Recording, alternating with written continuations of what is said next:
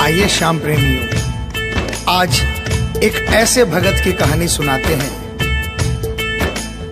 जो अपने व्यापार में इतना लीन था कि उसे दिन दुनिया की कोई खबर नहीं थी। उसे सिर्फ पैसा पैसा और सिर्फ पैसे के बारे में चिंता थी। उसके घर वाले, उसके परिवार वाले सारे परेशान थे कि सेठ कभी कहीं नहीं जाता, सुबह से लेकर रात तक हर समय पैसे में ही लिपटा रहता है। बहुत दिनों से उसके इष्ट मित्र उसे कहते थे कि तुम हमारे साथ कहीं चलो, अपने बच्चों को लेकर चलो, लेकिन सेठ कहता इसके लिए काफी समय पड़ा है, अभी मुझे सिर्फ पैसा कमाना है। लेकिन एक दिन कुछ मित्रों ने बहुत जोर दिया कि 2 दिन की छुट्टियां हैं, हम खाटू श्याम जी के दरबार में जा रहे हैं, पूरे परिवार को साथ लेकर हमारे साथ चलो। और सेठ उनको ये बात मना नहीं कर पाया और बिना मन के वो उन परिवार वालों और इष्ट मित्रों के साथ खाटू के लिए रवाना हो गया। रास्ते भर वो अपने व्यापार की बातें करता रहा। उसे खाटू जाने की जरा भी इच्छा नहीं थी। लेकिन जब खाटू पहुंचा और बाबा श्याम के मंदिर में पहुंचा और जब बाबा से नजरें मिली, उसके होश उड़ गए। सेठ के परिवार वाले सारे दर्शन करके बाहर आ गए। वो सिर्फ 1 मिनट के लिए मंदिर में आया, लेकिन घंटों तक बाबा के दरबार में खड़ा रह गया। उसको होश नहीं रहा और वो बाबा की तरफ देखकर आंखें बंद करके आंसुओं की धार बहती रही और वो बाबा से मन ही मन बातें करता रहा। जब परिवार वालों ने उसे कहा कि अब चलना है, तो सेठ ने बाबा से कहा, प्रभु मुझे अब हर महीने 11 को अपने दरबार में बुलाओ। और ये कह करके वो बाबा के दरबार से वापस अपने घर को आ गया। 15 दिन बाद 11 आई। सेठ बहुत से लोगों को लेकर अपने साथ बाबा के दरबार में गया। ऐसे हर 11 को वो खाटू जाने लगे। लेकिन एक दिन जैसे ही वो सुबह 11 को घर से निकलने लगा, मुनीम ने कहा, सेठ जी कहाँ जा रहे हो? सेठ ने कहा, अरे मुनीम तुझे पता नहीं, आज 11 है, मुझे खाटू धाम जाना है। मुनीम ने कहा, सेठ जी आपको पता नहीं, आज बाहर के कुछ व्यापारी आने वाले हैं, लाखों का सौदा होने वाला है और वो व्यापारी आज रात को वापस इंडिया के बाहर चले जाएंगे। आपके पास तो मौका है, आप 11 की जगह मावस को खाटू चले जाना। सेठ के मन में ये आया कि हाँ, इसमें क्या फर्क पड़ता है, आज यहाँ व्यापार कर लेता हूँ, सौदा कर लेता हूँ, मैं खाटू मावस को चला जाऊंगा। और सेठ उस दिन खाटू नहीं जा पाया। 11 निकल गई, मावस आई, मावस को फिर कोई व्यापारी आ गया, उसके बाद फिर पूर्णिमा आई, फिर कोई व्यापारी आ गया और इसी तरह सेठ व्यापार में फिर उलझ गया। एक दिन रात को सेठ सोया तो उसके नींदों में उसे ऐसा आभास हुआ कि उसे कोई आवाज आ रही है और उसने बड़े ध्यान से सुना। उसे लगा खाटू वाले श्याम बाबा उसे कह रहे हैं, वाह रे सेठ, मैंने तो सोचा था कि मेरे दरबार में कोई बहुत बड़ा भूला भटका भगत आया है, लेकिन मुझे क्या पता था कि कोई भगत नहीं, एक सौदागर आया है और मुझसे सौदा करके चला गया। आज तू अपने घर में अपने व्यापार में खूब खुश है, तू वहीं पर खुश रहे। और ऐसा कहकर वो आवाज बंद हो गई। सेठ की आंखें खुली, उसके मन में ग्लानि हो गई। उसने सोचा कि मैं आज ही खाटू धाम जाऊंगा और वो जैसे ही खाटू के लिए निकला, रास्ते में एक्सीडेंट हो गया। सेठ की दोनों टांगे रह गई। अब सेठ अपने पैरों पर खड़ा नहीं हो पाया और उसके मन की मन में ही रह गई। सेठ बहुत तड़पता रहा। एक दिन सेठ अपने घर के दरवाजे पर बैठा, आंसू बहा रहा कि मेरा बुलावा क्यों नहीं आ रहा, मैंने इतनी बड़ी गलती करी, मुझे बाबा के दरबार से इतनी दूरी क्यों हो गई। इतने में उसके घर के सामने से एक डाकिया निकला। सेठ ने डाकिया को आवाज लगाई और कहा, ए डाकिया, तुम तो कलकत्ता, दिल्ली, बम्बई भक्तों का संदेशा लेकर जाते हो, लोगों के चिट्ठियां पहुंचाते हो। आज मेरी एक चिट्ठी, मेरा एक संदेशा मेरे खाटू वाले श्याम बाबा के दरबार में क्या पहुंचा दोगे? डाकिया ने कहा, सेठ मैं तो आजकल खाली रहता हूँ, जब से इंटरनेट का जमाना आया है लोग ईमेल पर ही चैटिंग कर लेते हैं, बताओ तुम्हारा क्या संदेशा है और कहाँ पहुँचाना है। और ऐसे डाकिया ने सेठ से कहा और सेठ ने डाकिया से कहा।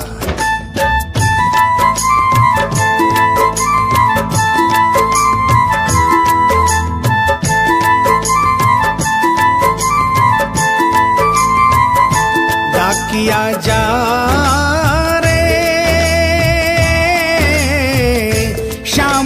संदेशो दीजे, शाम न जाए तो कह दीजे, भगत थार दर्शन न तरसे। डाकिया जा रे।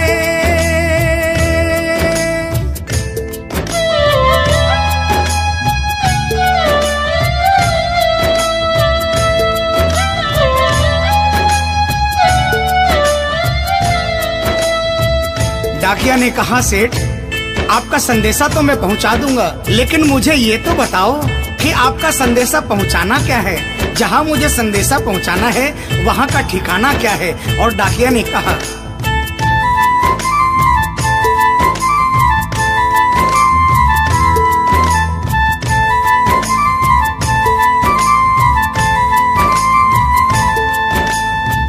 कौन से गांव थारो शाम बस्यो है, इतनो माने बता दे सेवक रे।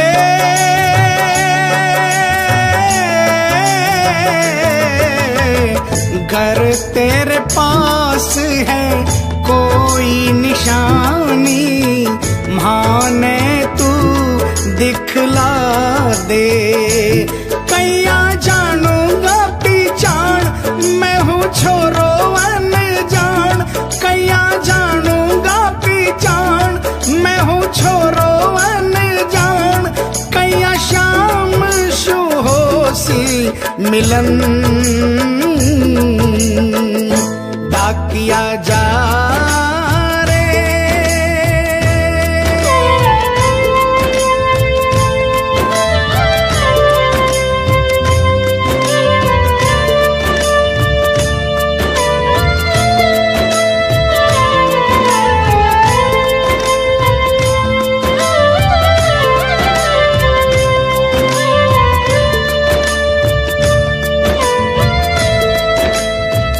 सेठ ने कहा, डाकिया मैं तुझे जिस जगह का ठिकाना बता रहा हूँ वहाँ ऐसा दरबार है जहाँ जो एक बार जाता है वो वहीं का हो जाता है।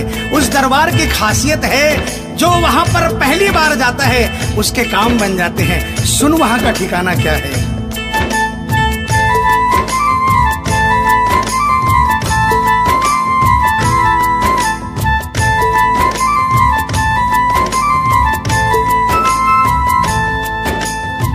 खाटू में है श्याम जी को मंदिर, शिखर ध्वजा लहरावे। डाकिया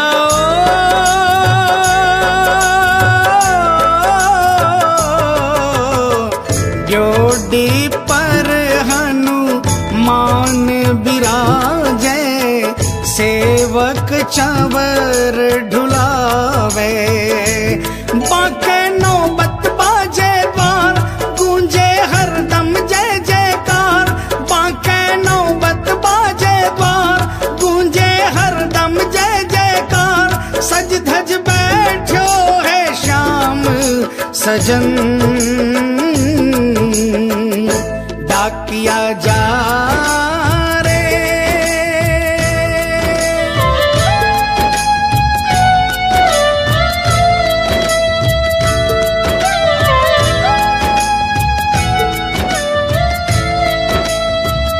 डाकिया सेठ जी के यहाँ से निकल जाता है और वो खाटू धाम के लिए प्रस्थान करता है। धीरे धीरे वो खाटू पहुँचता है और खाटू पहुंचकर बाबा के मंदिर का पता करता है और मंदिर के नीचे पहुंचकर वो पहले प्रणाम करता है और बाबा के मंदिर की 13 सीढ़ी चढ़ता है। और वो बाबा के सामने पहुंचकर बाबा की तरफ नहीं देखता, पहले अपने झोले में से वो सेठ की चिट्ठी निकालता है और चिट्ठी निकाल के पढ़ने लगता है।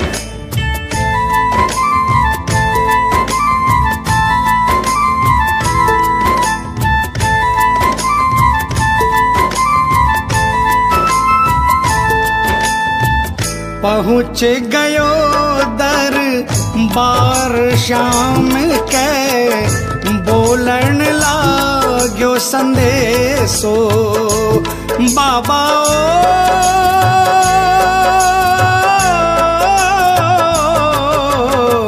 बन बैठो कद श्याम दीवानो, कुछ ना रयो अंदेशो। आखड़ ल्यासू बरसी धार, जैया सावन की फुहार।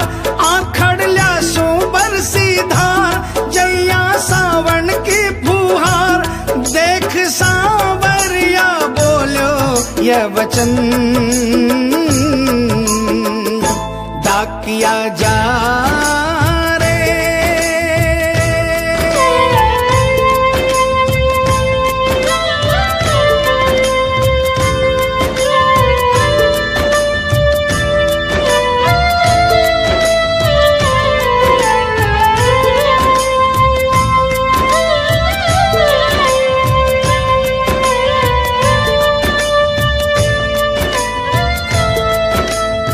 जो ही डाकिया ने सांवरे सेठ की तरफ देखा, उसके होश उड़ गए, उसकी आंखें बंद हो गई, आंखों से आंसुओं की अविरल धारा बहने लगी।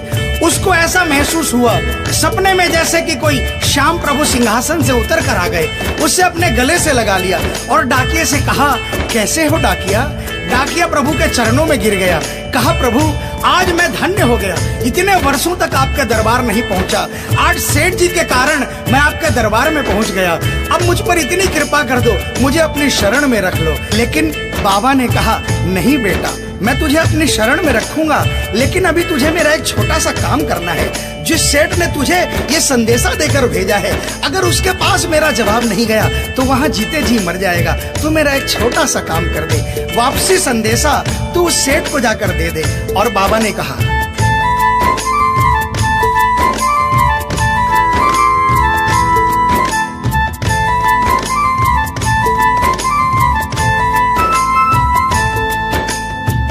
कह दीजिए तू जाए सेवक ने तेरो बुलावो आसी। सेवक रे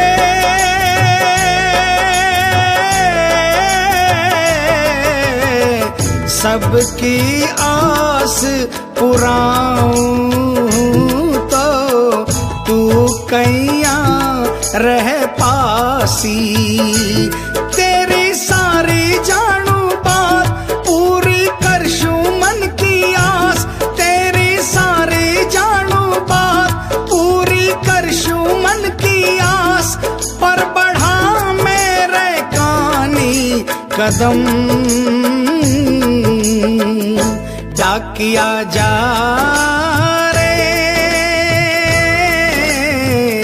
संदेशो सेवक ने दीजे, सेवकिया राह तेरी निरखे।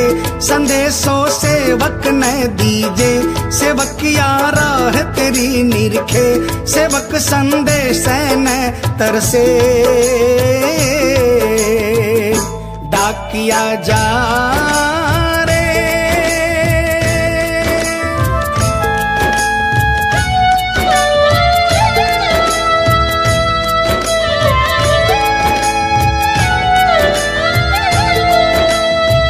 डाकिया श्याम प्रभु के चरणों में प्रणाम करके वापस निकलता है और वो आधी रात को ही सेठ के शहर में आ जाता है। अब डाकिया को इतनी जल्दी थी कि उसने आधी रात नहीं देखी और उसने जाकर सेठ के दरवाजे की घंटी बजा दी। उस दिन सेठ के घर में कोई नहीं था, सेठ अकेला अपने बिस्तर पर पड़ा था। जैसे ही घंटी की आवाज आई उसको लगा कि बाबा का संदेशा आ गया, लेकिन सेठ मजबूर था। वो उठना चाहा लेकिन उठ नहीं पा रहा था। लेकिन अचानक उसने जोरदार जयकार लगाई, हारे के सहारे की। और जैसे ही आवाज आई सेठ के घर में करिश्मा हो गया। सेठ अपने पांव पर खड़ा हो गया, दौड़ कर गया और उसने जाकर दरवाजा खोला। सामने देखा डाकिया खड़ा है। सेठ डाकिया के चरणों में गिर गया और कहने लगा, डाकिया जल्दी बताओ मेरे बाबा ने क्या संदेशा भिजवाया है। और डाकिया ने चिट्ठी निकाली और बाबा के भगत की चिट्ठी का संदेशा निकालकर सेठ के हाथों में थमा दिया। सेठ ने जैसे ही चिट्ठी देखी वो झूम झूम कर नाच नाच कर गाने लगा, आ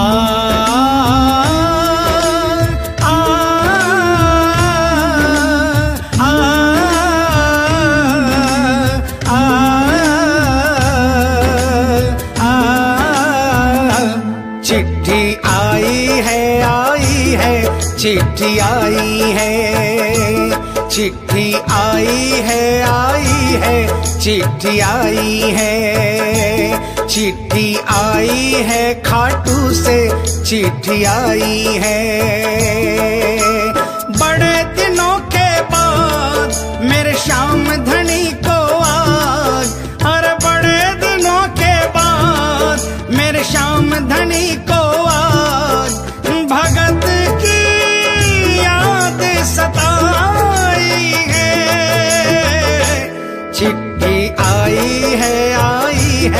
चिट्ठी आई है, ओ चिट्ठी आई है, चिट्ठी आई है।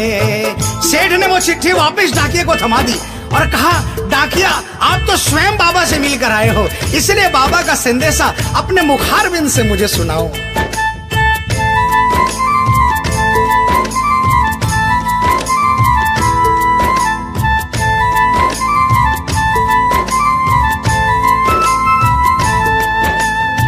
सुन संदेशो सांवरिये को, मनड़ो घणो हरसायो। बाबा